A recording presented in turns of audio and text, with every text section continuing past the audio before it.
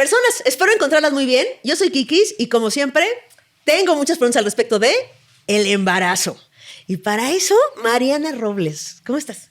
Bien, muchas gracias. Contenta. Qué bueno. Oye, doctora, te voy a explicar algo. Ese botón que tienes ahí es por si rebas una línea que no te parece correcta, si me paso de lanza, si te sientes incómoda por alguna razón y necesitas que este podcast termine, oprimes eso y sin ninguna pregunta esto acaba. Ok. ¿Va? Vale, gracias.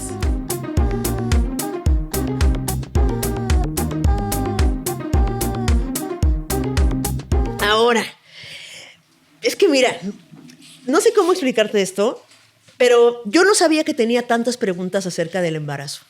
De hecho, cuando una amiga me sugirió el tema, dije, ¿eso qué? Solo bastó 13 segundos de pensar para llenar todo esto de cosas. Entonces, Mariana, ¿te parece bien si empezamos con los mitos del embarazo y luego me dices si sí son ciertos o no y luego empezamos a desmenuzar este queso? Perfecto. Va. ¿Es verdad que las embarazadas comen por dos? No, es un absurdo. Ok. Es un absurdo porque además, para que te des una idea, las primeras 20 semanas, es que yo hablo el embarazo en semanas, claro. Además, pero bueno, los 4 meses y medio, que sería la mitad del embarazo, se lleva un proceso en el que va de una célula a un feto de aproximadamente 300 gramos. Entonces, un ratoncito de este tamaño, ¿cuáles serían los requerimientos nutricionales? Uh-huh. En la primera mitad del embarazo, con que comas bien, es más que suficiente. Ningún tipo de suplementación va a sustituir una alimentación balanceada. Pero uno de los grandes mitos que nos hace que las embarazadas estén forzando a comer de más es esta idea de que necesitan comer por dos, como si real estuvieras comiendo por otra persona de 60 kilos. Claro. ¿No? Los requerimientos son chiquitos, se cubren, la naturaleza sabe lo que hace y mientras estés bien alimentada y hagas ejercicio, no hay por qué. Ahora, que no se pueden teñir el pelo. Bueno, eso tiene un poco más de cierto. Ajá. Fíjate que los tintes, los pigmentos, si bien no son teratogénicos es una sustancia que genera malformaciones. Entonces, por aplicar un tinte en el cabello, no vas a tener un bebé con 3 ojos. Okay. ¿No? O sea, eso no va a pasar. Pero hay muchos estudios que documentan que hay un incremento del riesgo de cáncer en la infancia. Retinoblastoma, que es un cáncer de ojo, algunos osteosarcomas, que son cáncer de hueso, se ven incrementados en los niños que sus mamás se tiñeron el cabello durante el embarazo. ¿A poco? Y entonces yo doy esta información y tú tomas las decisiones que necesites.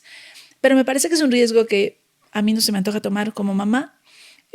Respeto a cada quien y obviamente entre más aplicaciones haya, se incrementan los riesgos. Oh. Oye, ¿y lo del pescado y las fresas? ¿Es verdad? ¿Que no pueden comer pescado ni fresas?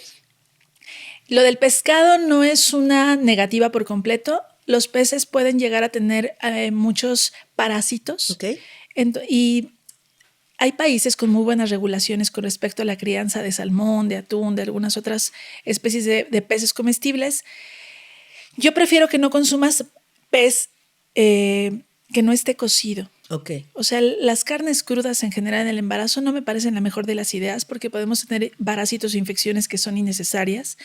Los peces en específico pueden llegar a tener muchos parásitos y yo procuro que no consumas pez crudo ni enlatados por los químicos que contiene la capa interna de la lata, que a la exposición con el calor, que cuando se están golpeando pueden liberar sustancias hacia el pescado y entonces los puedes consumir y no son una gran idea. Además de que en México no hay tanta regulación sobre los niveles de mercurio en los peces. Entonces, igual, o sea, nada es absolutismo y entre más frecuentemente lo consumas, mayor el riesgo, pero sí no es una buena idea el pez crudo durante el embarazo. ¿Y las fresas? No le veo ninguna dificultad. Ninguna Con que cosa. estén desinfectadas es más que suficiente. Ok. Ahora, ¿los antojos son reales? Los antojos, ¿sabes? Hay una como una distorsión del gusto más que otra cosa, ¿no? Y las primeras semanas, las primeras 12 semanas que suele haber mucho más náusea, que el apetito no es el mismo. Puede ser que te beneficies de consumir alimentos más fríos, más secos y más salados, porque calma la náusea y les satisface el hambre sin que te esté... Es que de verdad las náuseas se pueden poner muy interesantes en el embarazo. Por lo demás, bioquímicamente no hay por qué como tal. En algunas pacientes que va a incrementar la resistencia a la insulina o que van a desarrollar una diabetes gestacional después de la semana 24 del embarazo, puede ser que tengan mayor antojo de carbohidratos. Pero como un dato que nos está sugiriendo que el metabolismo de los carbohidratos no está en su lugar. Oh, pero por ejemplo, ¿tú tuviste embarazos? Sí. ¿Y tú tuviste antojos en tus embarazos? De nada en específico, pero si le preguntas a mi madre, jura que comía kilos de mandarinas por día conmigo, ¿no? Y que como que de cada uno de sus hijos recuerda algo en especial. Creo que también es mucho cultural y mucho del entorno, pero bioquímicamente no hay una justificación como tal. Ok. Y ahora, lo de no dormir boca abajo.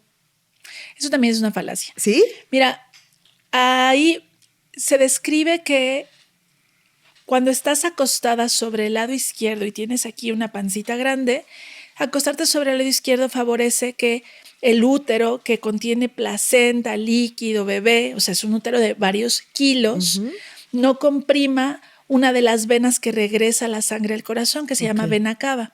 Si esa vena cava estuviera comprimiéndose, puede ser que te sientas mal, que llegue menos oxígeno a bebé, que se te baje la presión. Y entonces por ahí se popularizó pedir a las pacientes que se acuesten sobre su lado izquierdo. Pero yo creo que eso lo describió algún vato que nunca ha estado embarazado y que no se ha pasado todo el embarazo sobre su lado izquierdo, porque es absolutamente irreal.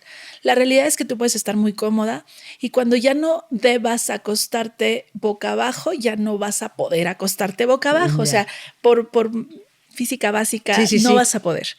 Cuando ya no debas acostarte completamente boca arriba, ya no vas a poder. O sea, tú sola vas a optar por una posición diferente.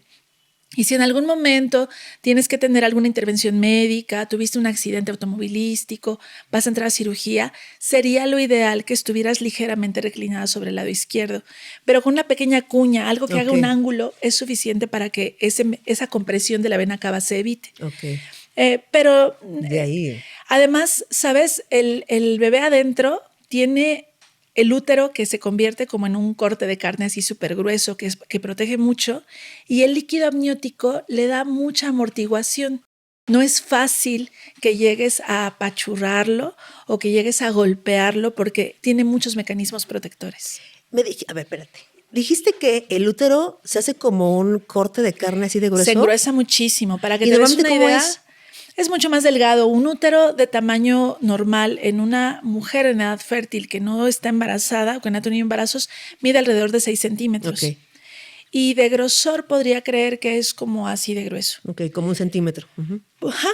Y llega a contener un feto de más de 3 kilos con más de medio litro de líquido amniótico y una placenta que pesa alrededor de medio kilo ya al final del embarazo.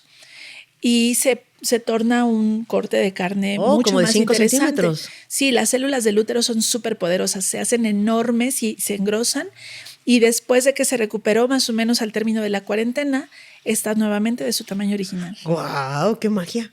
Oye, ¿y es real?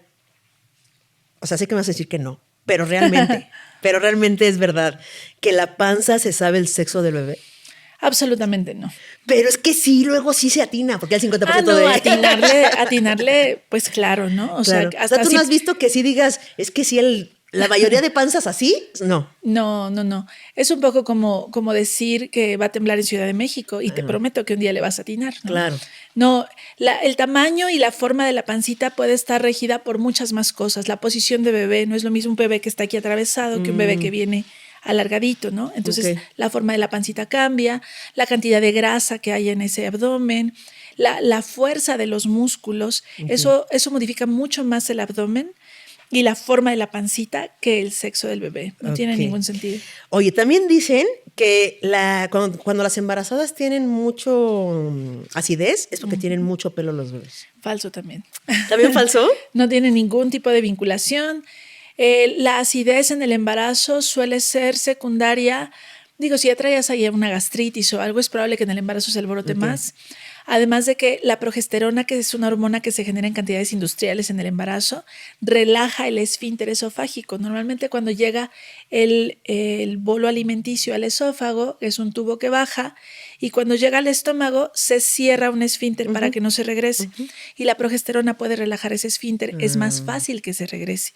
Y si a eso le agregas que después de ciertas semanas el útero va a estar comprimiendo hacia arriba pues todas las tripas, el estómago, el diafragma, todo, pues es más fácil que se esté regresando, pero no tiene vinculación con la cantidad de pelo. Oye, ¿y si los bebés todos nacen con pelo? Pues depende. Creo que los que más, sí. O sea, he visto bebés muy peloncitos, en especial los bebés de razas muy blancas, estos bebés arios así, los veo con menos pelo. Y también existe un pelito que se llama lanugo, que cubre toda la superficie de los bebés. Y ese lanugo después se desprende.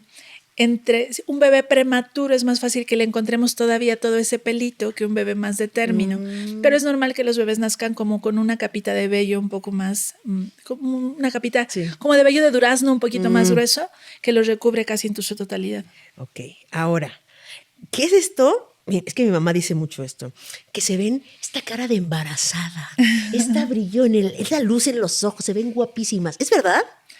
O sea, ¿hay sustento? Hay algunas cosas que podría ser que te veas distinta durante el embarazo. Por ejemplo, el cabello siempre tiene un ciclo y tenemos nosotras al diferentes folículos en diferentes etapas. Uno se está cayendo, otro está creciendo, otro está a la mitad.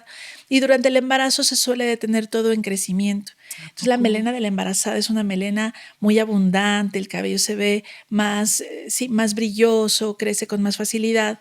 Y en la lactancia eso se va a perder por completo, ¿no? No por la lactancia, por haber estado embarazada. Después del embarazo, como a los 2-3 meses, se reactiva ese ciclo. Pero como todo quedó en crecimiento, entonces lo que sigue es que todo vaya en caída.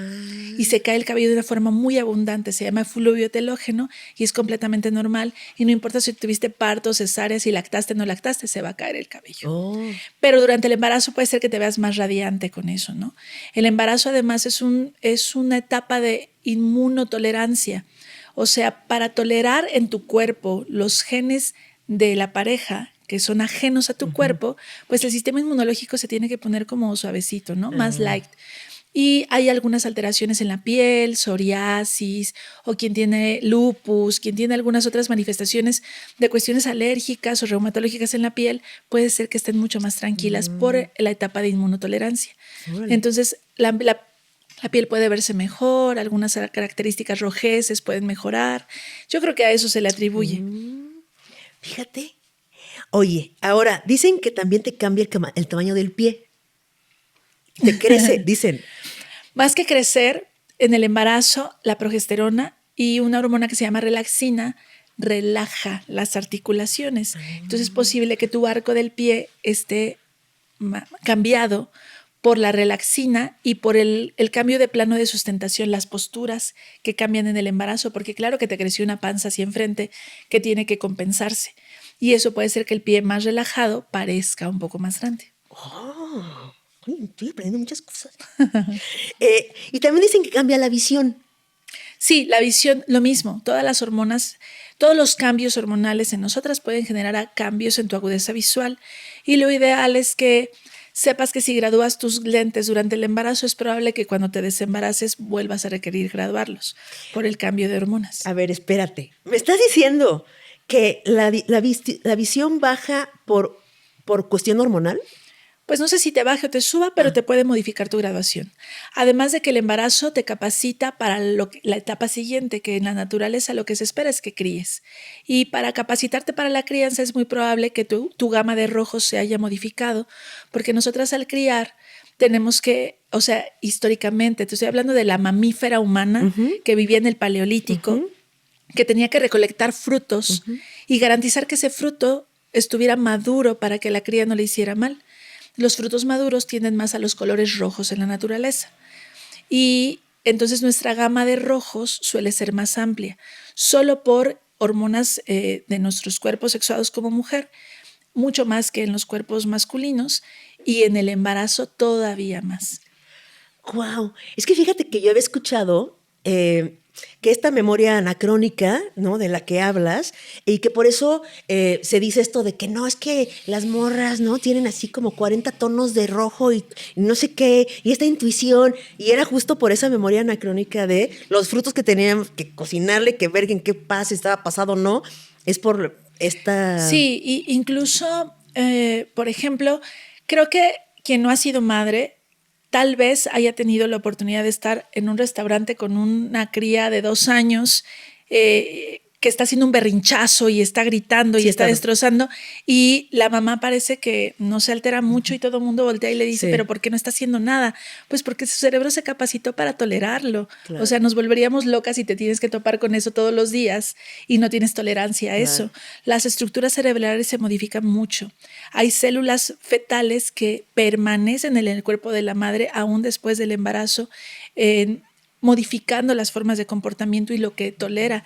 Tenemos además que incrementar la capacidad de leer un lenguaje no verbal, porque vas a criar a un ser que es como una planta, un animalito. No te va a decir que le duele, si tiene hambre, si tiene sed, si tiene calor.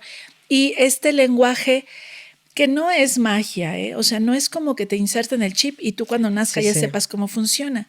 Pero con la comunicación y con la convivencia vas aprendiendo. A las pocas semanas empiezas a intuir qué es lo que está necesitando, pero porque se lee ese lenguaje no verbal. Claro.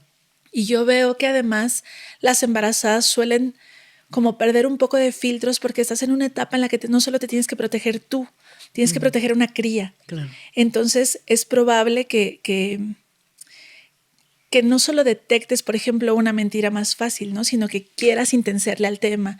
Y por eso de repente creen que las hormonas nos vuelven locas, no enloquecen a nadie. Te están haciendo más sensible y te están quitando filtros, porque estás en una etapa de protección. ¡Guau! ¡Qué importante saber eso! Es lindo, o sea, ¿verdad? Que no es como te estás volviendo loca. No, para nada. Sí, claro. Y que no te tilden de, además. Sí, ¿no? sí, claro, que no te descalifiquen con eso. Ahora, dicen que se les congestiona la nariz. En general, todas las mucosas están muy congestionadas. Todo está más rebosante, más voluptuoso, en volumen sanguíneo está incrementado. Es más fácil que lleguen, por ejemplo, a las encías suelen tener cambios, la mucosa nasal suele tener cambios. Eso es algo real. que es real. Oye, también se comenta en esto que tienen muchos sueños vívidos o lúcidos las embarazadas. ¿Es cierto?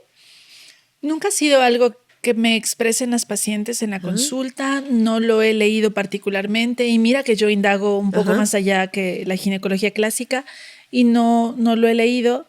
No le encuentro ningún sustento a ese mito como tal. Y el cambio en gustos y olfatos. Ya sabes esto de, a mí nunca me gustó el higo y cuando estaba embarazada, así. Sí, absolutamente. O sea, justamente te hablaba yo de este modo de protección, ¿no? Un modo como una alerta diferente del cuerpo. Y claro que el gusto y el olfato se te agudicen, es parte de... Y para bien y para mal, porque claro que de ahí vienen muchas náuseas y mucho mareo, porque el perfume, por ejemplo, puede parecer muy intenso, algunos olores, pero muy diverso, ¿no? Algunas mujeres expresan que el café, otras que la carne cruda, o que el perfume del marido o el desodorante ya no les gusta. Pero es parte de esta sensibilización de los sentidos para protegerte, ¿no? Para detectar una fuga de gas, para detectar el humo, para detectar algunas cosas que podrían ponerte en riesgo. Oye, ¿qué tan cierto es esto cuando dicen, a mí no me está dando nada, pero a mi pareja le está dando todo es lo que dijiste, pero a la pareja? ¿Es cierto? Lo expresan con frecuencia las parejas. Parece que estas hormonas que están aumentadas se pasan también a través de la saliva, y ante el contacto de besos, intercambio de fluidos, puede haber algo de síntomas en la pareja. Oye, ¿y por qué se les tiñe la piel? Como que a las embarazadas, bueno, he visto, no sé si a todas las embarazadas, pero he visto como que se les tiñe la piel de alguna manera. Sí, se llama melasma. Esta como máscara aquí de la embarazada, y es por los niveles elevados de progesterona.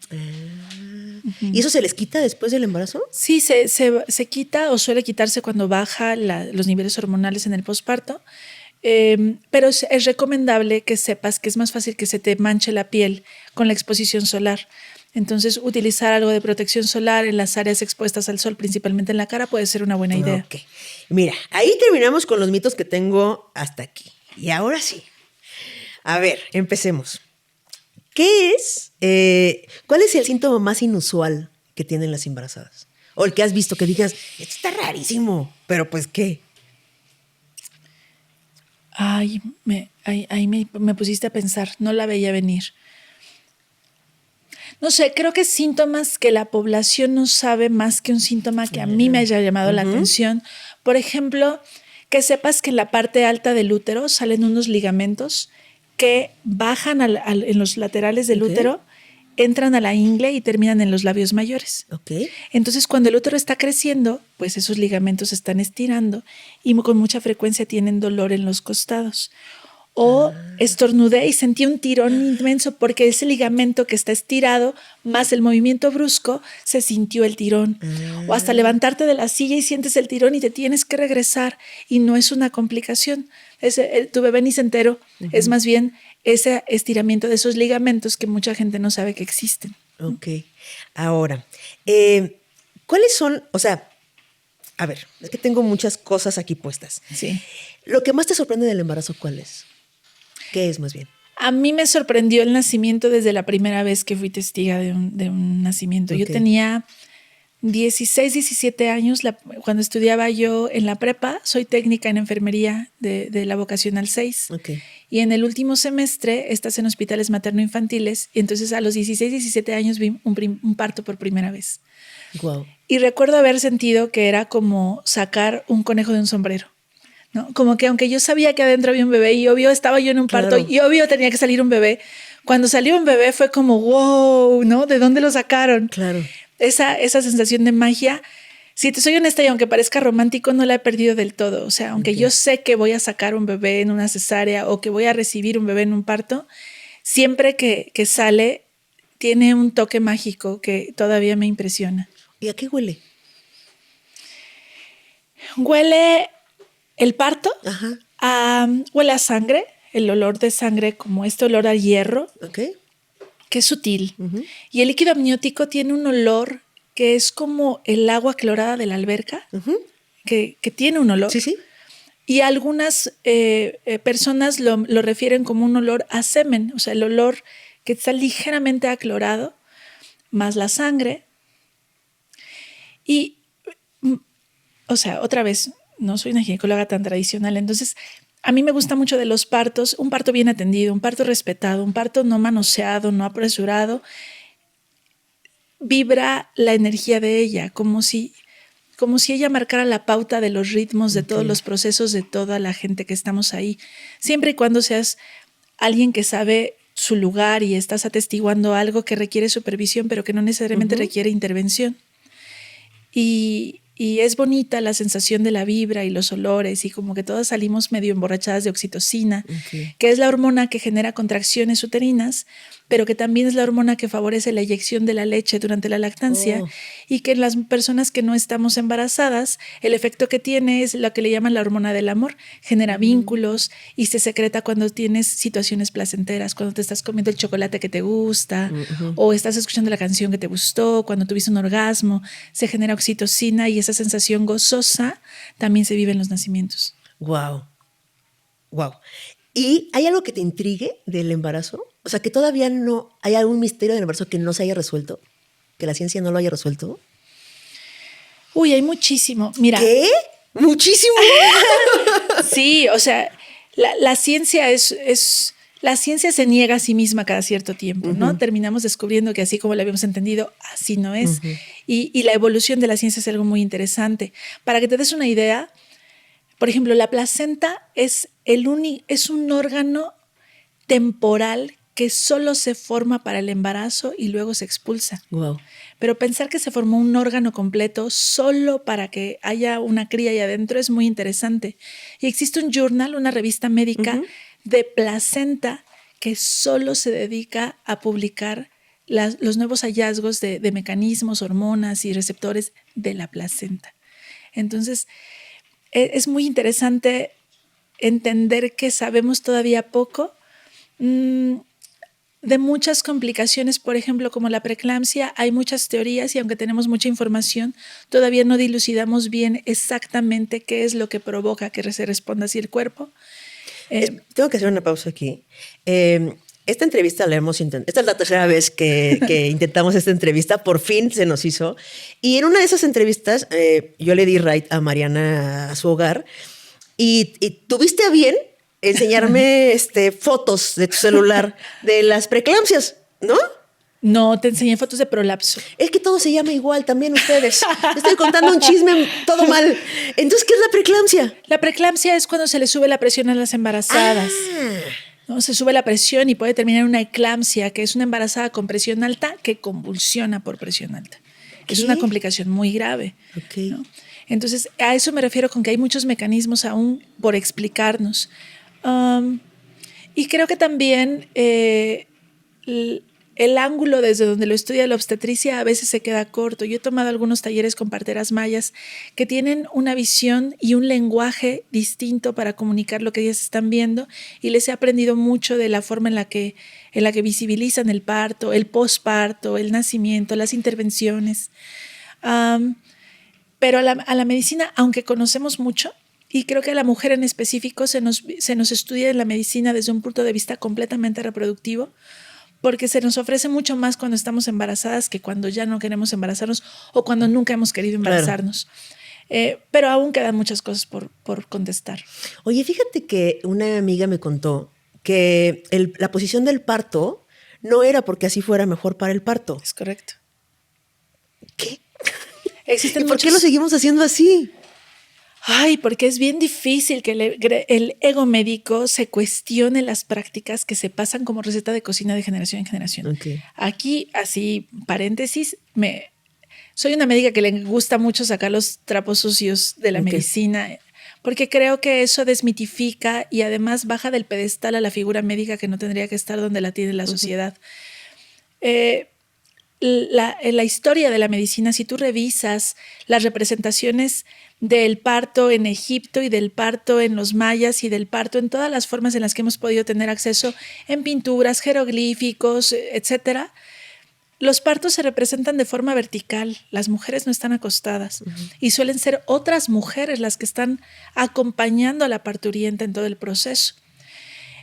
Dentro de los hitos de la medicina que llevaron el parto a la posición de litotomía, que es la posición clásica que reconoces con ella sobre su espalda y las piernas en los estribos, uno de ellos fue, por ejemplo, François, que en 1800 y pico escribió un tratado sobre aplicación de forceps para partos obstruidos y describe que es mucho más fácil colocar un forceps cuando la paciente está en esa posición. Y también parece que hay algo de la realeza en eso, en donde algunos reyes querían ver nacer a sus hijos. Y entonces, para que ellos pudieran verlos, había que acostar a la mujer con las piernas separadas para que pudieran atestiguar desde la comodidad. ¿Qué me estás diciendo? Porque querían ver el nacimiento. Pero sufren mucho más, la posición no es natural. No, o sea, no es hay natural. Nada. Yo, guardada las proporciones y la analogía burda que voy a hacer, expulsar algo de tu cuerpo como las heces todos los días, no lo harías en esa posición. Claro, no. No necesitas como puntos de apoyo. Es más, si alguien ha tenido un buen estreñimiento aquí, sabe que hasta te agarras del toallero, ¿no? Porque necesitas puntos de apoyo para poder tener un buen pujo, para ayudarle a la prensa abdominal. Esa posición es completamente antifisiológica y además solo estar acostada sobre tu sacro reduce el diámetro antero-posterior de la pelvis hasta 2 centímetros. ¡Son un chingo! Y más cuando 2 va a salir una cabeza. Son enormes, ¿no?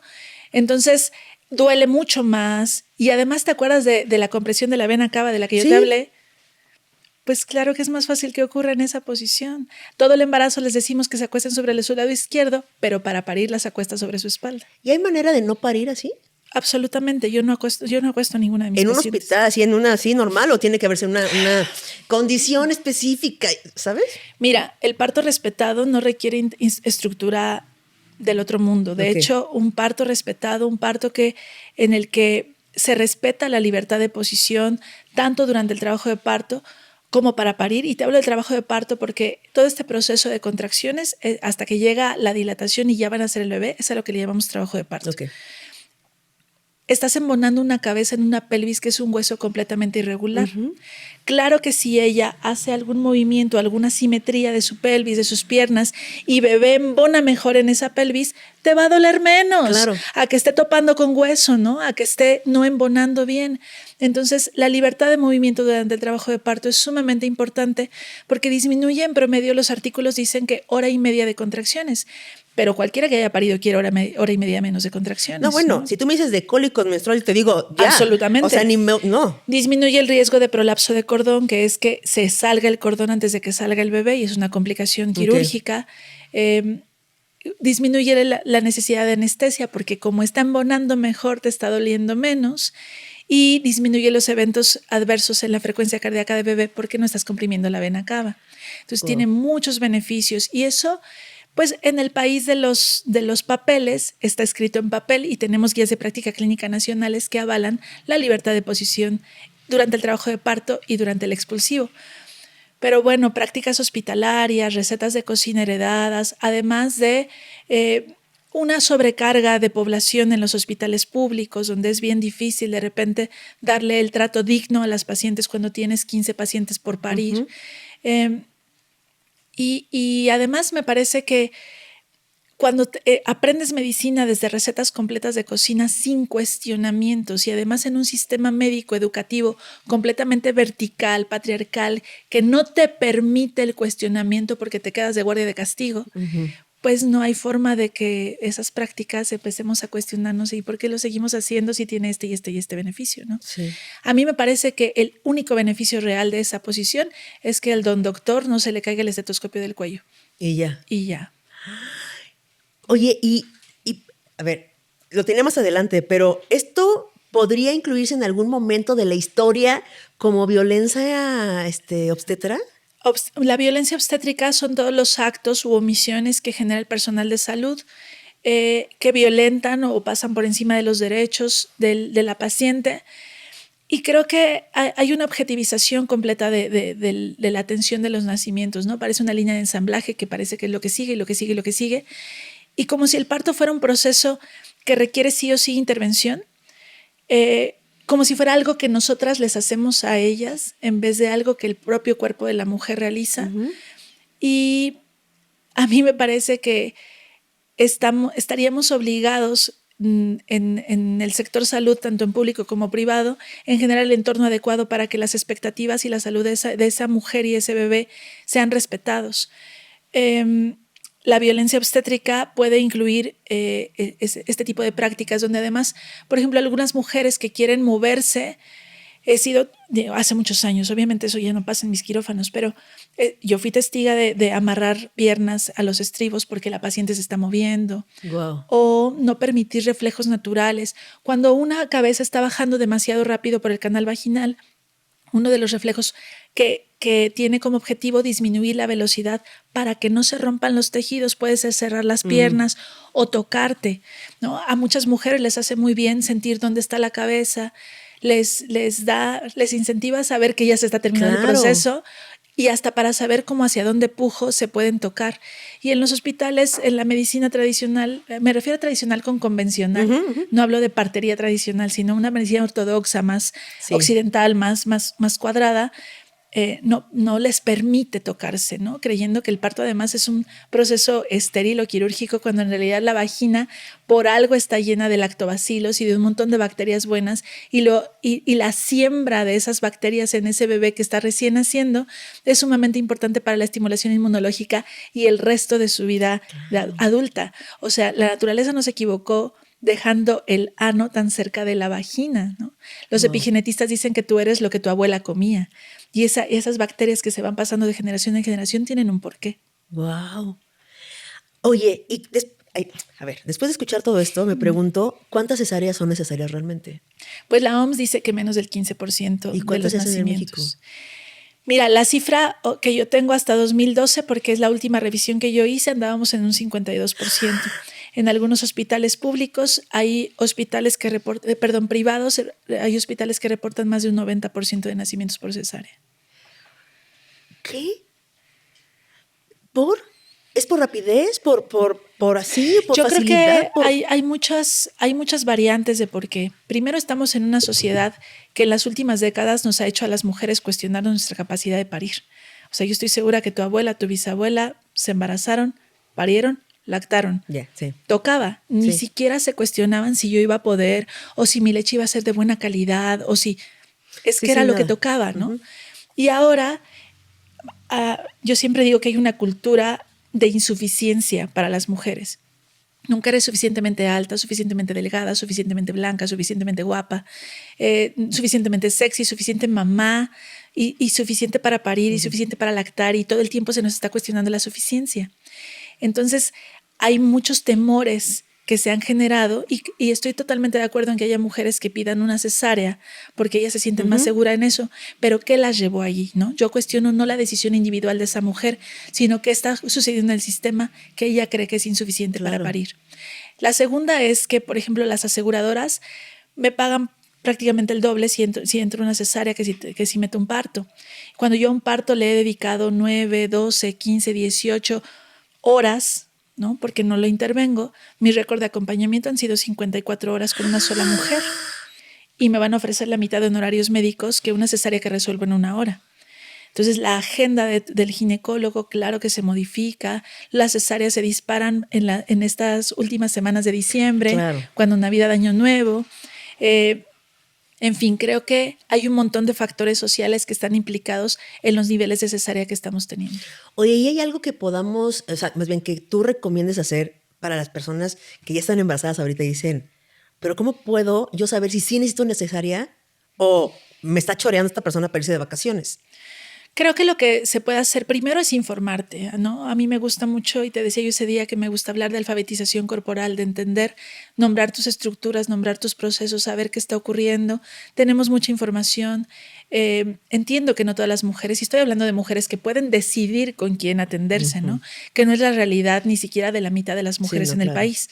Pero bueno, si tú tienes la posibilidad de acceder a una consulta donde tú vas a decidir quién te va a atender, primero es informarte.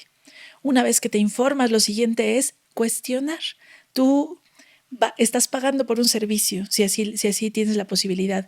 Tú jamás irías a una agencia de autos y te llevarías el auto que el vendedor te dijo que te funcionaba, ¿no? Tú eliges color, cajuela, número de puertas, etcétera. Tienes la misma capacidad de llegar a un consultorio médico a cuestionar las prácticas de tu obstetra y preguntarle qué opina de la episiotomía, que es el corte de la vagina. ¿Tú qué opinas? La episiotomía absolutamente innecesaria. ¿Absolutamente? O sea, ¿nunca? En 10 años he hecho 3 y no tengo idea de la cantidad de embarazos que haya yo atendido. Es muy común. Hasta yo sé eso. Mi índice de episiotomías es menos del 0.5% de mis pacientes. ¡Wow! Y también es para más rápido. Es mucho desconocimiento. Yo les digo que si la naturaleza hubiera querido que tuvieras una vagina más grande para parir, te la hubiera puesto. Claro. O sea, ampliar canal de parto es no entender nada de fisiología. Los músculos de piso pélvico, primero, son blandos. Si fueran a estorbar, es más fácil que la naturaleza solita los desgarre a que sean realmente un obstáculo. Claro. Punto número 2. Justo hoy le decía a una residente que está rotando conmigo, está haciendo prácticas, y le decía yo, si quisieras llevar una liga aquí, si yo te doy una liga de este tamaño y te pido que la lleves a este tamaño, ¿qué harías con la liga? Si le das un tirón se va a romper. Entonces, ¿qué harías tú? Estarías jugando con la liguita, ¿no?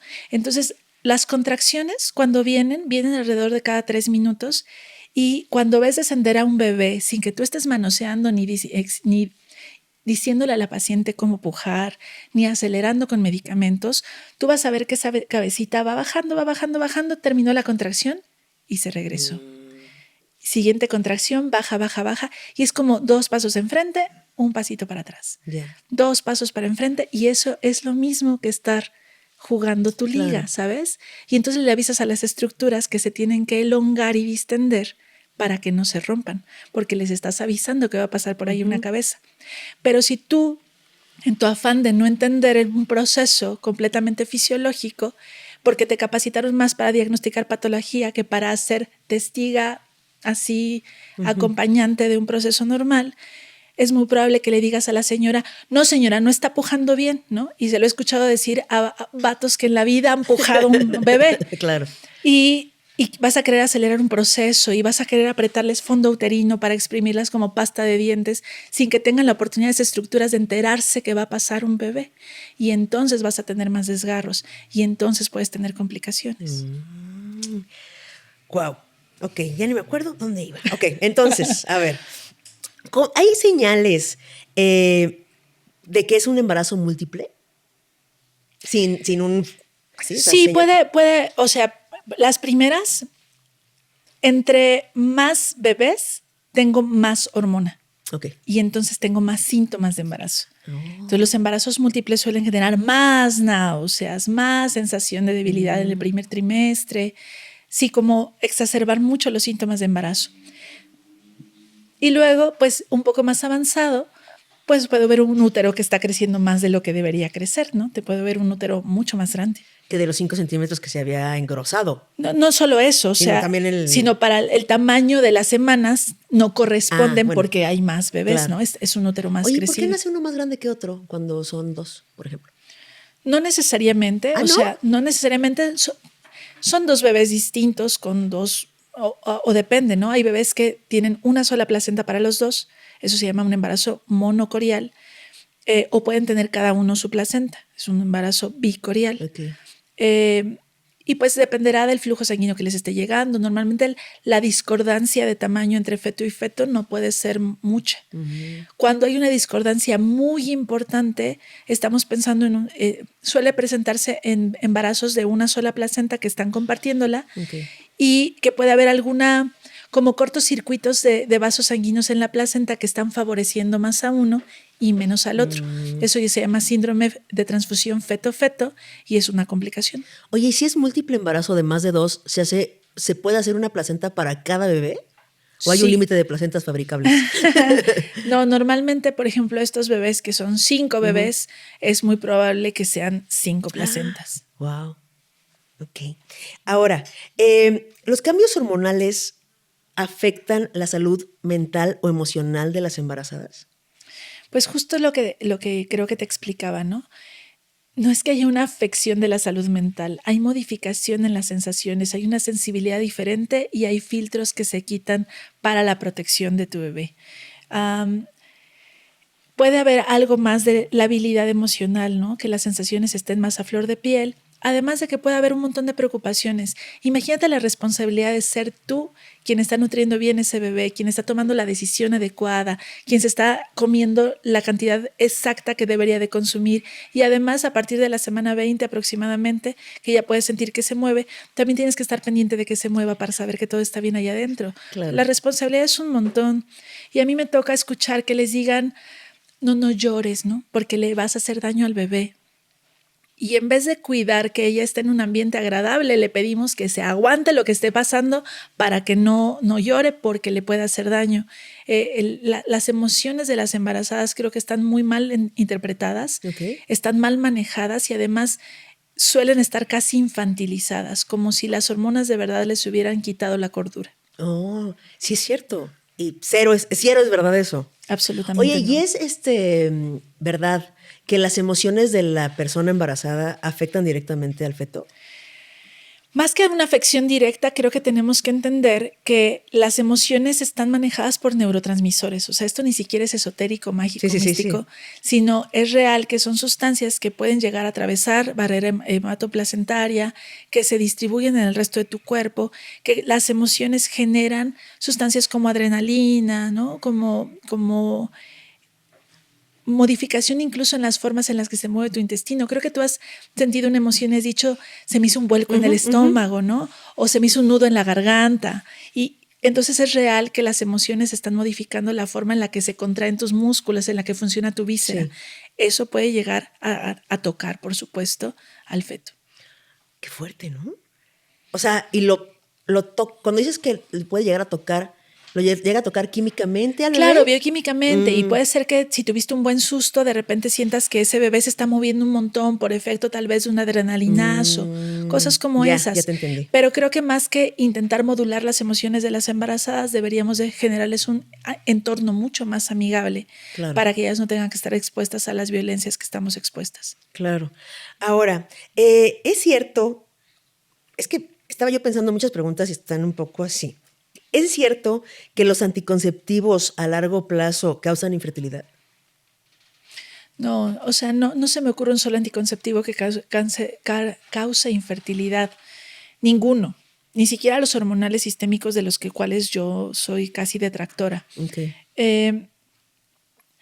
Puede ser que, por ejemplo, tomando pastillas anticonceptivas no te hayas dado cuenta que se te desató un hipotiroidismo, que te hubiera modificado el patrón menstrual o se te hubiera ausentado la regla, pero como estás tomando la pastilla anticonceptiva, pues ahí está tu sangrado, no tu menstruación, pero sí tu sangrado cada mes. Y entonces se tapó ahí un signo de algo que te estaba modificando todo el metabolismo y tu capacidad fértil. Yeah. Pero como tal, ningún anticonceptivo se me ocurre que pueda favorecerte infertilidad. Ok. Ahora, tú me has contado de embarazos atípicos que yo digo, ¿qué me estás diciendo? Y justamente hace rato estábamos platicando de uno que se puede hacer en la trompa. ¿Qué? Los embarazos ectópicos. Ectópico es algo que está fuera del sitio en el que debería de estar. Y la fecundación suele ocurrir en la parte más distal de la trompa. Okay. No la más distal, en la que sigue, que se llama ámpula. En esa ámpula, ahí se encuentra el óvulo con el espermatozoide, y una vez que se dio la señalización de que se fecundó, entonces ya el huevito fecundado camina hacia el útero y se implanta. Uh-huh. Ese proceso puede ser que tenga fallas en ese recorrido, y el sitio más común donde se atora un embarazo es justamente en la trompa. Pero según los dibujos de la primaria en los que me quedé, es una cosita muy delgada, es la parte más delgada. Es muy delgada. Es muy delgada y obviamente para que pase una célula fecundada es completamente suficiente, pero, por ejemplo, mujeres que han tenido algún tipo de infección, por poner un bicho, por ejemplo, la clamidia suele generar cicatrices. Una trompa que se infectó puede ser que con las cicatrices se quede más estrecha. Okay. Y entonces ahí se puede atorar. O, por ejemplo, el uso de algún tipo de hormona con progestinas, la trompa se tiene que mover, tiene una peristalsis que favorece que ese huevito llegue al útero. Okay. Y si algo está haciendo que no se mueva, puede ser que se obstruya el camino, ¿no? O pacientes con endometriosis, pacientes que tienen cirugías pélvicas con cicatrices internas que se llaman adherencias. Puede ser que se haya atrapado allí alguna trompa y que se obstruya. El sitio donde más se atora el embarazo es en la salpinge o trompa, pero también puede quedar en el ovario, también puede llegar a quedar en el intestino. ¿Cómo llega al intestino? Pues es que todo está ahí cerquita, o sea, solo se salió por la trompa, que no es un trayecto largo, y se implantó en el intestino. ¿Qué? A ver, espérate. Está la trompa. Digo, está el útero. Si yo fuera el útero, acá están las trompas, y aquí ocurrió el embarazo. Pero aquí ya está la tripa. ¿Dónde estás tú? O sea, el intestino está ahí junto a ti. Sí, o sea, no estás en un lugar, en una envoltura, nada. No hay una cúpula, no. El útero y el intestino están en contacto directo. Ok, y entonces, se sale de ahí. Aquí puede estar el intestino y se salió de aquí y se pegó acá. Ah, por fuera. Sí, por afuera. Okay. Sí, no por dentro. Yo no dije, por ¿pero dentro. cómo llega? No. Por fuera de la pared del intestino. Y también puede quedar pegado en la pared del abdomen, ¿no? En la pared de la pelvis. ¿Y crece? En el útero, pero por fuera. Wow. Y el útero es el único órgano capacitado para almacenar un embarazo con todos los cambios y el crecimiento que requiere un embarazo. Una trompa se va a romper, un ovario se va a romper. En el intestino puede haber estragos muy importantes. Hay algunos embarazos ectópicos que se ha documentado que llegaron prácticamente a término porque se pegaron una estructura que les podía dar esa capacidad. Por ejemplo, el útero por fuera, porque se pegó ahí, generó ahí la placenta y el útero le podía dar el volumen sanguíneo que requería. Wow. Y de las cosas más extrañas, pero también quiero como dejar ese mensaje de que no es lo común. O sea, si esto fuera lo común, sería una locura. Claro. Pero de las cosas más extrañas que yo no he presenciado, pero que lo he leído en artículos médicos, es un embarazo ectópico hepático. Se pegó, no me preguntes cómo llegó ahí. En el hígado. Se pegó en el hígado y en el hígado creció el feto. ¿Y llegó a término? No hubo un buen desenlace ni para él ni para la paciente. Wow. Y por ejemplo, el útero, no, el óvulo fecundado, ¿cuánto puede llegar a crecer en una posición donde no es el útero? O sea, en todas estas partes donde dijiste. Por ejemplo, la trompa, lo más común es que se rompa entre la semana 9 a 11. Ah, un cacho. O sea, un rato. Un par de meses. Bueno, se me hace un montón para estar ahí.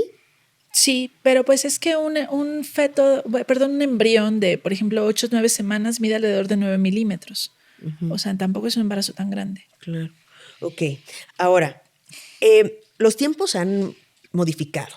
Los embarazos cada vez son más de edad más grandes. Avanzada. Sí, más avanzada. Entonces, el embarazo se ha modificado por este fenómeno.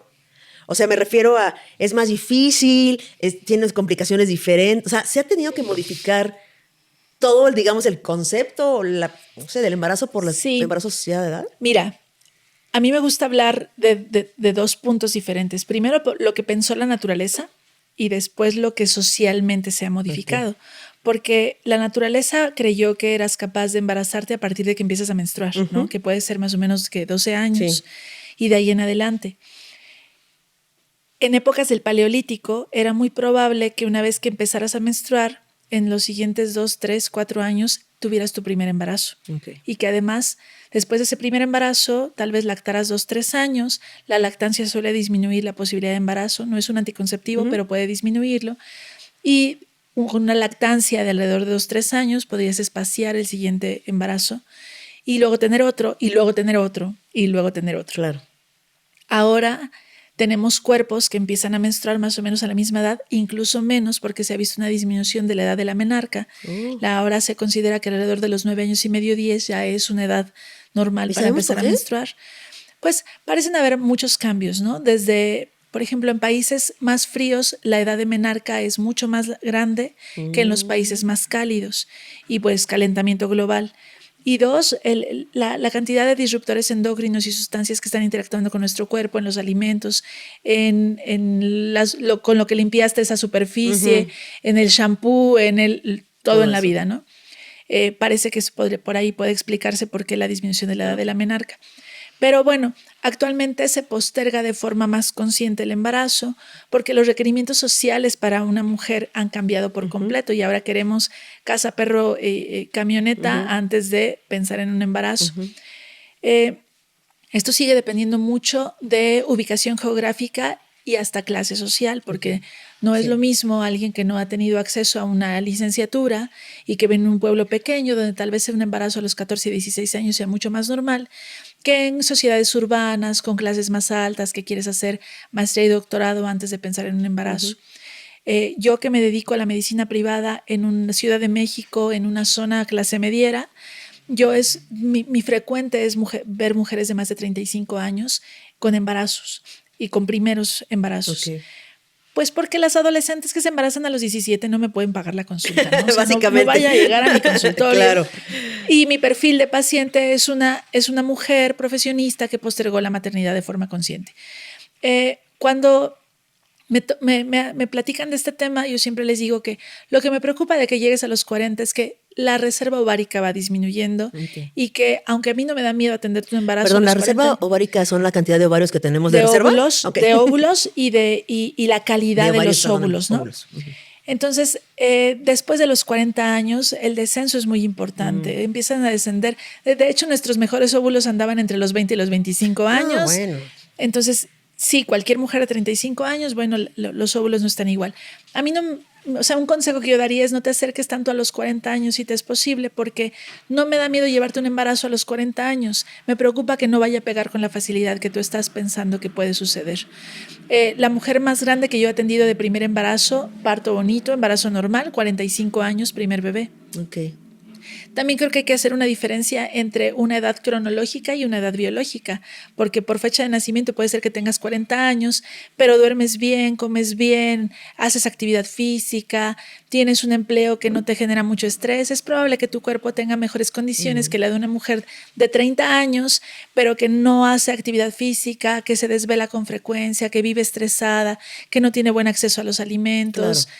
¿sabes? O sea, no es lo mismo solo el edadismo Claro. que darte cuenta de que hay muchos más factores que están contribuyendo a la salud. O sea, ese es el motivo por el cual es más difícil embarazarse por lo de los Por la óvulos. reserva ovárica. Pero es más peligroso embarazarse de una edad por. Me encanta que lo hayas preguntado porque, por ejemplo, la posibilidad de aborto se incrementa en un 3%. Ah, La posibilidad de síndrome de Down se incrementa en un 3%. oh. ¿Sí? O sea, la edad materna avanzada que se considera después de los 35 años no es ningún factor para que yo desaconseje que busques un embarazo. Y además, si ya te embarazaste y tienes 40, 42 años, mi función va a ser acercarte a hacer pruebas en el primer trimestre y entre la semana 11 y 14 se puede hacer un ultrasonido para estimar el riesgo de problemas cromosómicos en ese embarazo. Ujú. Y se pueden hacer pruebas de sangre para complementarlo y incrementar la especificidad. Y si nos encontramos un embarazo de alto riesgo, tienes la opción de hacer estudios más sofisticados para checar los cromosomas directos del feto y tomar decisiones. Ok, ahora, ¿qué opinamos de congelar óvulos? Uh-huh. Creo que congelar óvulos es un privilegio que algunas mujeres pueden tener y que es una herramienta más para poder conservar la fertilidad. No es una garantía de absolutamente nada. En México, por ejemplo, pocos seguros de gastos médicos te van a cubrir la posibilidad de criopreservación de ovocitos, que es el término médico para congelar óvulos. Y que si tienes la posibilidad, o sea, realmente el privilegio de poder hacerlo. Y hablo de privilegio porque de entrada necesitas unos 60, 70 mil pesos solo para congelar, pero cuando lo vayas a utilizar y descongeles necesitas tener al menos unos 100, 120 mil pesos en la bolsa. Muchas ganas de tener estoy diciendo que es realmente un privilegio. Si lo tienes y para ti es una opción, hazlo lo más joven que puedas para que ese ovocito se congele en esa edad, ¿no? Porque pensar en congelar a los 40 años, too late, o sea, no va a suceder. También creo si vas a congelar óvulos, ¿qué edad tú recomiendas de lo más edad? joven que puedas, ¿no? Porque tal vez a los 25 no era real para ti, pero después tienes un muy buen trabajo y a los 33 lo puedes hacer, lo más joven que puedas hacerlo. Y también creo que hay ahí de repente, no sé, es que a mí me sale lo izquierdista y cuestiono muchas cosas muy rápido, pero por ejemplo, grandes transnacionales ya están cubriendo la criopreservación de ovocitos y tú dirías, qué buena onda, ¿no? Las empleadas de Amazon, las empleadas de alguna transnacional grande lo están pudiendo hacer. Pues sí, pero para mí el sistema nunca hace nada por buena onda. No, y está diciéndote, déjame tus años productivos aquí, no te preocupes, después de los 40, ahí están tus ovocitos, pero vamos a ver que pegue, porque nada es una garantía. Claro. Cada ciclo de fertilización in vitro tienes un 40% de posibilidades de que se logre un embarazo. Oh, es bajo. Si lo comparas con tener 40 años y tener un coito natural, es probable que tu posibilidad de embarazo ande entre un 12%, en las mejores condiciones, tal vez 18%, pero muy, muy sana. Entonces está muy bien. Soy rápido de cambio de opinión, rápido. Sí, o sea, cuando lo pones relativo en perspectiva, claro. Ya cambia, pero aún así no es una garantía, no es un 100%. Claro. Oye, ¿y el paradigma del embarazo ha cambiado a partir de los embarazos a edad más grandes? Me imagino que es mucho más fácil convencer a una paciente que va a tener una cría a los 17, 22, 24, ¿no? ¿Convencer de qué? Convencer de las prácticas, de qué es cesárea, de qué implica esto. ¿Sabes? Como que hay más falta de conocimiento, de investigación, de vida, que cuando vas a atender a alguien de 40. Mira, o sea, sí y no, y hay cosas positivas y negativas o no tan positivas en ambos escenarios. A mí me toca mucho escuchar que a la embarazada de 16 años le hicieron cesárea porque está muy chiquita. Yo que he atendido partos de adolescentes, es que justamente que no sobrepiensen las cosas hace que agarren pista y paran sin cuestionarse mucho y que estén mucho más conectadas con un instinto completamente mamífero que se necesita para parir. A veces la paciente mucho más grande me cuesta trabajo más pedirle que no sobrepiense, que no esté contando, que entienda que esto no se controla, que yo no tengo control alguno en el primer trimestre, que yo no, o sea, que se permita fluir en el trabajo de parto, que no esté contando los tiempos. a mí me parece que la adolescente embarazada está muy subestimada y que son muy capaces. La niña, que lamentablemente, la niña más pequeña que yo he atendido de parto tenía 12 años y no le escuché decir un ouch. O sea, casi me gana ese bebé. Me refiero a que casi ni lo alcanzo a agachar porque ella no estaba mostrando ni siquiera datos de dolor, ¿no? Y era una pequeñita chiquitita.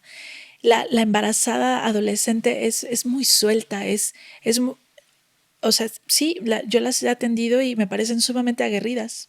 Wow. Ahora, fíjate que yo, en lo personal, yo nunca quise, ni desde muy chavita, yo nunca quise ser madre. Sobre todo no quería yo embarazarme. Porque siempre pensé, desde muy chiquita, que si yo paría, yo me moría. Ahí. Y vengo hoy aquí, 44 años después, a preguntarte, ¿qué tan posible es que alguien se muera en el parto? La mortalidad materna, solo por parir, absolutamente no. Todas, no, o sea, a ver, Ajá. que por el parto te mueras por el dolor, por ejemplo, Sí. o por sentir que te rompes, no. Ok. Todas las que hemos parido podemos decir que hay un punto en el que juras que en la siguiente sí me voy a morir, Sí. ¿no? En esta contracción no me pasó, pero en la siguiente sí me voy a morir. Hay una necesidad de pasar esa sensación de muerte inminente como para soltarte y que ocurra, Ok. ¿no? Digo, le estoy metiendo mucho romanticismo, pero te estoy contando también desde mi Sí, historia claro. personal de haber parido 3 veces. Ahora, la mortalidad materna es real, por complicaciones es real. En nuestro país, las principales causas de una muerte materna, porque claro que las mujeres se siguen muriendo de parto, son las enfermedades hipertensivas, las hemorragias y las infecciones. Y en su momento, en pandemia, COVID se volvió la principal causa de muerte materna. Wow. Entonces, la mortalidad materna es real. Obviamente, no es cosa de todos los días. Si las embarazadas se murieran todo el tiempo, yo no estaría haciendo lo que hago, no podría con eso. Pero sé que por eso necesitas estar acompañada de un personal capacitado que sepa intervenir en caso de que tú lo requieras. Okay. Y eso no quiere decir que todos los nacimientos tengan que ser intervenidos. Claro, sí. O sea, ¿no es algo frecuente? Yo como ginecóloga, y te estoy hablando de que mi primer parto lo vi a los 17 años, Sí. tengo 40, ¿Sí? Nunca he visto una muerte materna. Wow. O sea, no es tan frecuente como yo pensaba, por lo menos. Eso ya es personal, ¿verdad? En la actualidad no, aunque todavía la mortalidad materna es una realidad y todavía las herramientas, intervenciones, protocolos y revisiones que necesitamos para disminuirla tienen que ser prioridad. O sea, Claro. tienes que estar con un equipo que tenga todo para sacar una urgencia. Claro. Ahora, dice, no sé qué escribí aquí, fíjate, pero dice, ahora, yo nunca me he embarazado y nunca pienso hacerlo. ¿Qué pasa? O sea, ¿pasa algo conmigo? ¿Hay alguna enfermedad que me desarrolle? ¿Hay algo malo que tenga? ¿Pasa algo? No, la respuesta es no. O sea, desde lo enteramente biológico, nosotros, o sea, hablo del ser humano, pero como postura política yo procuro hablar en femenino siempre. Nosotras somos empaques de genes destinados a sobrevivir y reproducirse, tal cual, o sea, desde el punto de vista enteramente biológico. Entonces, claro que tienes que saber que, por ejemplo, la mama sí se beneficia de que haya un embarazo a término, porque las células de la mama no saben formar leche hasta que no tienes un embarazo a término. El hecho de que esa célula se especialice, es como si la célula estuviera ahora madura y por lo tanto es menos vulnerable a todos los factores del medio ambiente, hormonas, químicos, edad, etc. El cáncer de mama, un factor de ellos es tener un embarazo después de los 30 años o nunca haber tenido un embarazo, y la lactancia es un factor protector para cáncer de mama. Pero a ver, lejos de ser una sentencia, ¿no? O sea, si tú no quisiste embarazarte nunca o nunca llegó un embarazo a tu vida aunque lo desearas, voy a tener eso en consideración para hacer tus chequeos mamarios, para favorecer que te hagas mastografías, que te explore, pero para nada se vuelve una sentencia. En la salud de la mujer, hay muchos estudios que documentan una mejor calidad de vida de las mujeres que nunca fueron madres porque no fueron cuidadoras, porque sus recursos económicos, materiales, sociales fueron para ellas y su autocuidado. Creo que ninguna historia de vida es el ideal y que todas las mujeres vamos tomando decisiones con respecto a nuestras circunstancias, pero que si tú llegaste a la decisión o a la circunstancia de no tener crías, no por eso tienes una sentencia de absolutamente nada. No requieres quitarte el útero, no se te va a modificar tu tiempo de menopausia, no se van a modificar de forma real y como sentencia ningún tipo de riesgo, ninguno. Ok, que fíjate que yo conozco, creo que son 2 casos, en los que le recomendaron embarazarse para remediar algo. No me acuerdo qué era, pero era como es embarazo. Un absurdo. Es un absurdo. Es un absurdo. No hay ningún motivo, porque además, y luego la cría. Sí, ¿qué? O sea, creo que es muy interesante entender los objetivos de las maternidades, ¿no? Claro. Porque si es para que me remedie, que, o sea, yo quería maternar, yo quería desvelarme, cambiar pañales, pagar colegiaturas, estar preocupada. Sí, es mucho más, es una factura muy alta. Sí, es el remedio más caro del mundo. Además de que no sería el único, hay muchos objetivos que se podrían buscar cuando buscas un embarazo, ¿no? Desde este clásico objetivo telenovelero de retener a la pareja o tratar de mejorar la relación que tengo con mi esposo, cuando en realidad el embarazo no solo no corrige absolutamente nada, puede agravar un montón de situaciones. Totalmente. Ahora, dime, ¿hay efectos a largo plazo del embarazo? Más allá de la persona que salió. Un poco más específica. Por ejemplo, si las personas se embarazaron, tienen a largo plazo más Alzheimer o tienen más tal cosa específica de enfermedad, tal padecimiento, aparte de más arrugas por la angustia que tienen las madres. El estar embarazada te incrementa el riesgo de cáncer de mama en los siguientes 5 a 10 años. Oh. Pero, o sea, sí, solo en eso, ¿no? Todos los cambios a nivel hormonal, en especial cuando hay un descenso abrupto de estrógenos, pueden favorecer enfermedades inmunológicas. Por eso el término del embarazo y la menopausia suelen ser puntos importantes para que tengamos alguna enfermedad autoinmune, tiroiditis de Hashimoto, artritis, lupus, etc. Okay. ¿Qué otras cosas se me ocurren? Tiene efectos positivos. Si lactaste, tienes un efecto protector para osteoporosis y para cáncer de mama. Y bueno, que una célula de mamaria que ya maduró, pues ya no es susceptible a muchas cosas. Y ya. O sea, realmente no hay como tanta diferencia, digamos, a largo plazo entre una persona que se embarazó y una persona que no se embarazó. ¿O es sí? que más que haber o no una diferencia, creo que somos muy complejas. No hay un solo factor que te determine absolutamente nada. Claro. Porque no es lo mismo tener cáncer viviendo en Ecatepec que tener cáncer viviendo en Polanco. O sea, hay lo social, lo económico, dónde naciste, tu etnia, tu historia familiar, tu genética, si eres migrante, si no eres migrante, si tienes acceso a alimentos. Todo. O sea, te podrían listar aquí 165 determinantes de la salud. Y por eso no me gustan lo totalitario, ¿no? Sí, entiendo. Porque, pues sí, tuviste 15 crías, pero ¿dónde vives, no? Pero ¿cuánto ganas? Y tuviste solo una, pero ¿dónde vives y cuánto ganas? Claro. O sea, hay muchos factores. Totalmente. Ahora, ¿qué se debe saber del embarazo que no se discute? Que dices, ¿por qué nadie está discutiendo esto? Es importantísimo. Pues creo que, por ejemplo, un punto que yo pondría ahí, aunque se me ocurren muchos, Okay. siempre que me ves pensando es porque tengo demasiadas respuestas y quiero seleccionar la que tal vez sea adecuada para este entorno.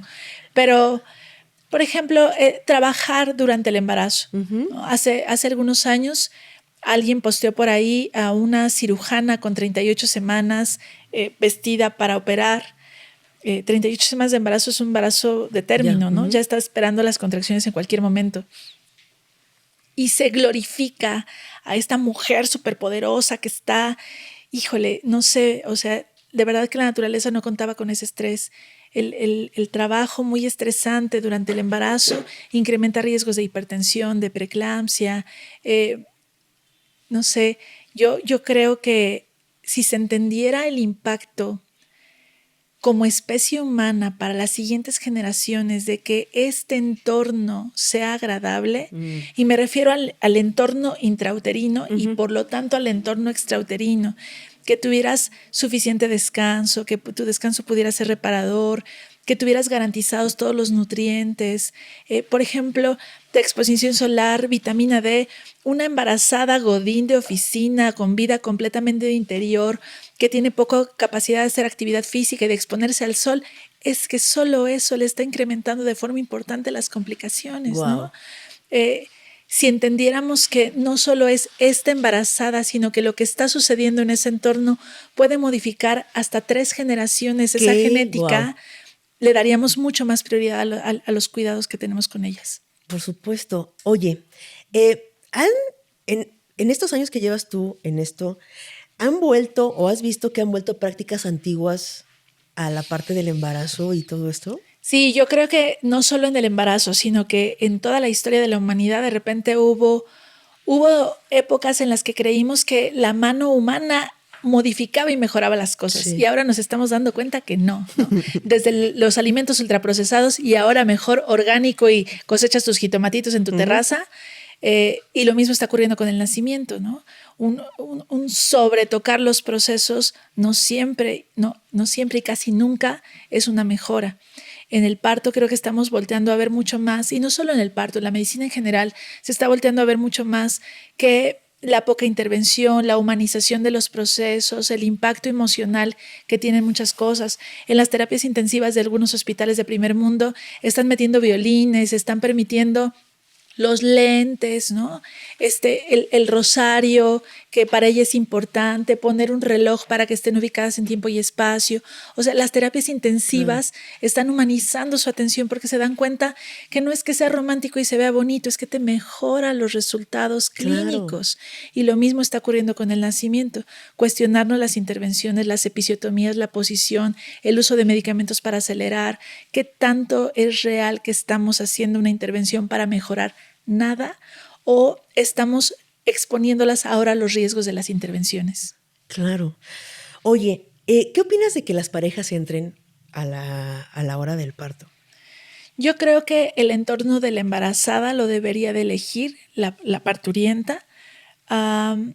Creo que si ellas se sienten cómodas, porque pues hay maridos de todo, ¿no?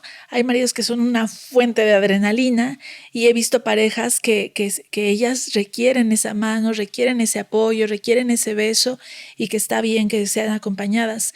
Creo que también deberíamos de generar más la opción de que sea tu mejor amiga, que sea tu persona de confianza. Las abuelas en especial no me encantan en los nacimientos, porque las abuelas son preocuponas, y creo que yo voy a ser una abuela preocupona si algún día me toca estar allí. Pero también me he tocado abuelas que son una dula maravillosa y una acompañante maravillosa que respeta los procesos, y creo que la decisión del acompañamiento la debe de requerir ella. Michel Oden, que es un obstetra francés que ha escrito mucho sobre parto respetado, hace la analogía entre el nacimiento y un orgasmo. Y que lo que requieres para tener un orgasmo es lo que requieres para parir. Y entonces ese entorno de confianza, donde te sientes tú misma, donde te sientes libre, protegida, hasta la oscuridad, ¿no? Un entorno agradable, eso sería lo ideal. Entonces pregúntate a quién querrías invitar. Claro, al eventazo. Al eventazo. Oye, ¿y la cuarentena por? O sea, ¿por qué son 40 días? ¿Qué? Es una cifra completamente arbitraria. ¿A poco? O sea, se calcula que más o menos en esas semanas todo debería de quedar como estaba, y la realidad es que los pospartos y las recuperaciones las he visto en 3 semanas o en 8 meses. O sea, fisiológicamente el útero en ese momento ya está más o menos del tamaño que va a quedar. Pero, por ejemplo, el peso corporal, que es algo que a veces preocupa mucho, pues he visto mujeres recuperarlo a las 2 semanas, o a otras en año y medio, ¿no? O nunca. Sí. Y la verdad es que pensar que un cuerpo puede quedar como estaba después de un embarazo y maternar es un absurdo. Sí, no, es que... O sea, Te estoy hablando de todo lo que cambia, Sí. incluso a nivel neurológico. No hay forma de que vaya a quedar como vaya a quedar. Ok. Oye, ¿y por qué, o no sé si es un mito nada más, el que no se puede tener sexo durante la cuarentena? No es que no se pueda, y yo he tenido pacientes que tienen sexo durante la cuarentena, pero si tuviste, por ejemplo, un desgarro vaginal, pues no creo que le quieras y no estaría chido. ¿Y si hay deseo sexual por parte de Justo voy para la...? allá, Ujú, justo ok. voy para allá. Uno de los mecanismos mamíferos para la supervivencia de la cría, entendiendo que la mamífera humana tiene una cría al año, ¿no? No tenemos camada de 15, total se murieron 3 y nos quedaron Sí, 12. claro. Tenemos una cría y como especie es sumamente valiosa esa cría. Entonces, uno de los mecanismos que tiene la naturaleza para garantizar que todos tus recursos y atención estén centrados en esta es quitarte las ganas de que llegue otra. Cuando tú te pegas a la cría, al pezón, se libera mensajes que le hacen saber al cerebro que esa cría sigue viva y que por lo tanto requiere recursos. Y entonces eso, la elevación de la prolactina, que es la hormona de la lactancia, inhibe la posibilidad de una nueva ovulación. Por eso, mujeres que lactan pueden aventarse 6 meses, 1 año sin menstruar, por ejemplo. Okay. Al no tener ovulación, no se genera nada de las sustancias que hacen que tengas deseo sexual y la búsqueda de un nuevo coito para una nueva cría. Cuando lo entendemos así, entendemos también que la vagina va a estar menos húmeda, menos elástica, y si no lubricas bien, tal vez el coito sea doloroso. Y además a eso agrégale la desvelada, el cansancio, etcétera, etcétera, etcétera. Entonces es muy probable que tengas un periodo de disminución de deseo sexual que es completamente normal, fisiológico y transitorio. Okay. Y entenderlo para qué es y platicarlo en pareja puede evitarte muchos conflictos. Claro. Ahora, ¿por qué? Voy a pasar, es que ya estamos sobre el tiempo muchísimo, ¿verdad? Ya estamos con cara de, ay, es que me van a dejar a la mitad. Una parte 2, podría ser una parte 2, pero bueno, nada más tengo una cosa más. ¿Es necesario que las depilen para que nazca una persona? Es abominable que hagan algo como eso. O sea, absolutamente innecesario. Otra vez, queremos estar corrigiendo a la naturaleza hasta dónde puso los pelos y por qué puso los pelos. No es, o sea, si tú en tu arreglo personal prefieres estar depilada, yo estoy bien. Sí. Pero yo no necesito depilarte ni rasurarte. Y es una práctica que en guías de prácticas nacionales y como recomendaciones de la OMS no debería de realizarse de forma rutinaria. Wow. No hay un solo beneficio de que te rasuren la vulva. Oye, ¿y que te den la placenta al final es un derecho? ¿O es una moda? En ¿O México está volviendo? hay una declaración del Senado de la República donde explica que tus tejidos son tu derecho a hacer con ellos lo que tú quieras. Wow. No en todos los hospitales existen rutas para que tú te lleves tu placenta a tu casa. La placenta, hay muchos fines por los que las pacientes se las pueden llevar a su casa porque hay cuestiones culturales y de cosmovisión. Algunas la siembran en un árbol que consideran que allí bebé está echando raíces, ¿no? Algunas otras, por ejemplo, tuve una paciente japonesa que esperó que el papá viniera de Japón porque la cocina y la comen entre todos en la familia. Hay quien la encapsula y la consume en cápsulas. Perdóname, ¿tuviste una paciente japonesa? Y el papá vino y cocinó la placenta. Ajá, no, pero lo que quiero preguntarte, perdón, producción, ¿es igual el embarazo en una persona latina, mexicana, que una persona, una morra japonesa? En general podría contestarte que sí. Sé que por genética y por raza podemos llegar a tener pues diversidad en los genes y diversidad en los riesgos, pero en general sí. He atendido argentinas, brasileñas, colombianas, rusas, suizas, inglesas, y francesas. Los partos son iguales de fáciles, difíciles, todo. En algunas culturas donde se nos cuestiona menos la suficiencia, veo mayor índice de partos. Oh. Oye, fíjate que en este programa tenemos una sección que se llama Tones, para los preguntones, y nos mandan sus preguntas. ¿Te puedo hacer unas? Claro. Va. Dice, también hay un montón, ¿ven? Dice, dice, ¿existen problemas relacionados a la cesárea que impacten negativamente al bebé? La cesárea es una cirugía mayor en la que puede haber complicaciones, depende del motivo de tu cesárea, ¿no? Si es una cesárea bien indicada, es muy probable que sea una ruta mucho más segura para mamá y para bebé.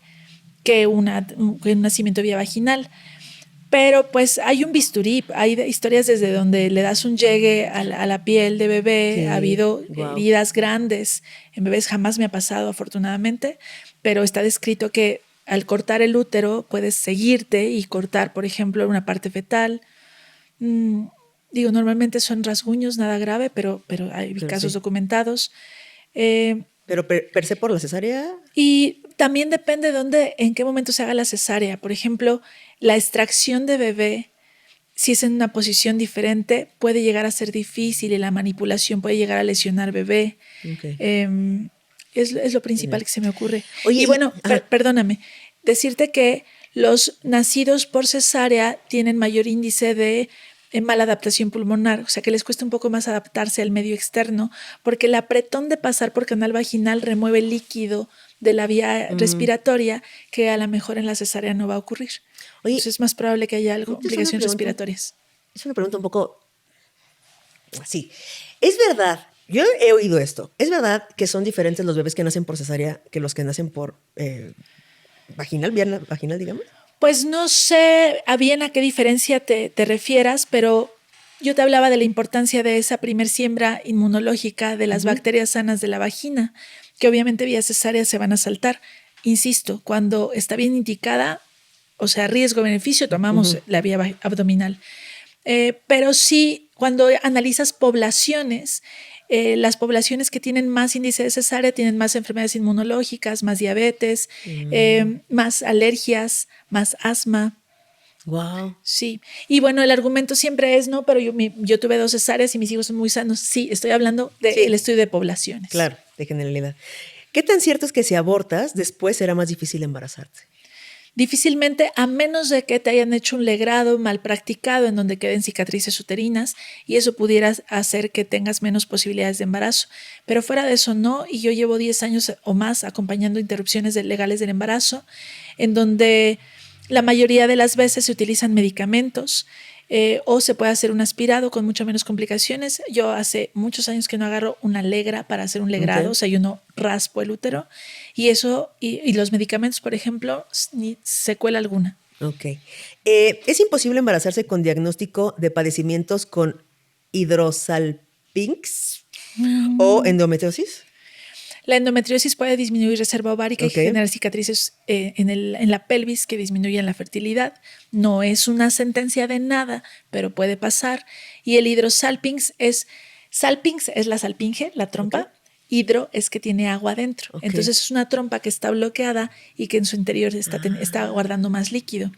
El hidrosalpinx puede llegar a ser un factor. He tenido muchas embarazadas con hidrosalpinx, pero pudiera ser un factor que genera un entorno hostil en el útero porque ese líquido que se acumula como que gotea hacia el útero y puede llegar a generar un ambiente ahí más tóxico. Y nos está hablando de una trompa que no está funcionando bien, ¿no? Claro, ok.